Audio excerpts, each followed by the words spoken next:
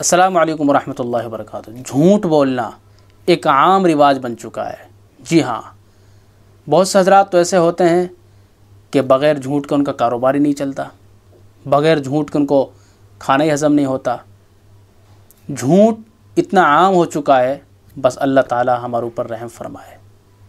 آج کل جھوٹ اور سچ میں تمیز کرنا بہت مشکل ہے، اور جھوٹ کتنا بڑا وبال ہے اور جھوٹ کتنا بڑا گناہ ہے یہ لوگ نہیں جانتے۔ جھوٹ ایک کبیرہ گناہ ہے، اور جھوٹ کا وبال کیا ہے وہ ہم آپ کے سامنے پیش کر رہے ہیں، ذرا متوجہ ہوں۔ جھوٹ ایک ایسی قینچی ہے، جھوٹ ایک ایسی قینچی ہے جو احباب کے تعلق کو کاٹ دیتی ہے۔ جی ہاں، جھوٹ ایسا زہر ہے جو انسان کی شخصیت کو ختم کر دیتی ہے۔ جھوٹ بولنے والا کبھی مطمئن نہیں رہتا۔ یہ بھی یاد رہے کہ جھوٹ تمام رشتوں کو توڑ دیتا ہے۔ جھوٹ ایک ایسی دیمک ہے جو انسان کی سچائی کو کھا جاتی ہے۔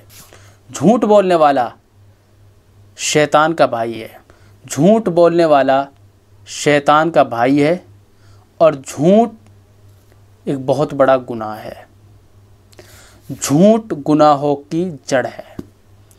جھوٹ بولنے والا جھوٹ میں مشہور ہو جاتا ہے، اور پھر وہ سچ بولتا ہے اور واقعی میں سچ بول رہا ہے، لیکن لوگ اس کا اعتبار نہیں کریں گے کیونکہ وہ جھوٹ بہت زیادہ بولتا ہے۔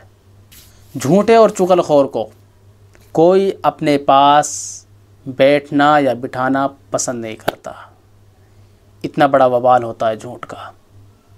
اس لیے اگر آپ لوگوں کے اندر بھی عادت ہے جھوٹ بولنے کی تو اس کو ختم کر دیجئے، آج سے ہی ختم کر دیجئے۔